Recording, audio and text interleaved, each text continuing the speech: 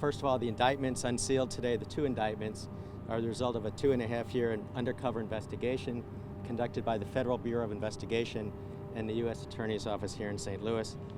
As I just said in court, that undercover investigation included the cooperation of a number of witnesses, the undercover recordings of literally hundreds of meetings and telephone calls, court-ordered search warrants and phone orders, the review of thousands of text messages and email communications, as well as all traditional surveillance techniques. The main indictment in this case charges 3 defendants: St. Louis Board of Aldermen President Lewis Reed, Alderman Jeffrey Boyd of the 22nd Ward, and recently resigned Alderman John Collins-Muhammad of the 21st Ward. Reed and Boyd are charged with 2 bribery-related charges, and Collins-Muhammad is charged with those same 2 bribery-related charges and a charge of honest services fraud. The charges relate to the defendants' alleged pay-to-play bribery schemes dating to January of 2020 and ending during March of this year, 2022. Both pay-to-play schemes set forth in the indictment relate to the defendants' acceptance of cash payments and other things of value in exchange for their official acts in providing commercial property tax abatements and other incentives to a small business owner here in the city of St. Louis.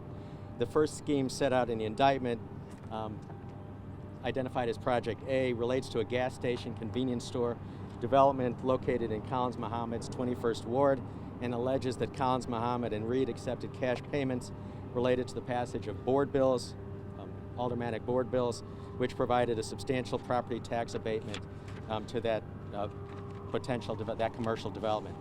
The indictment also alleges that in addition to the cash payments, Collins-Muhammad received a 2016 Volkswagen sedan and additional campaign contributions related again to the granting of that property tax abatement.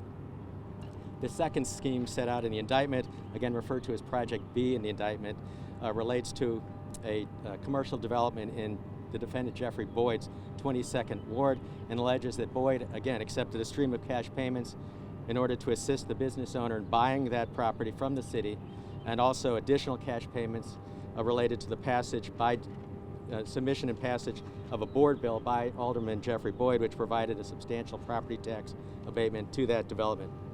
The defendant Jeffrey Boyd is also charged in a separate indictment with 2 counts of wire fraud, and that relates to a 2021 scheme to defraud the insurance company for his used automobile sales business.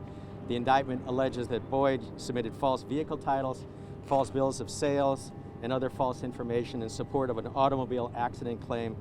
Boyd is alleged in the indictment to have claimed ownership of a number of vehicles which were damaged in an accident, but which Boyd didn't actually own at the time of the accident. The defendants are, of course, presumed innocent of these charges.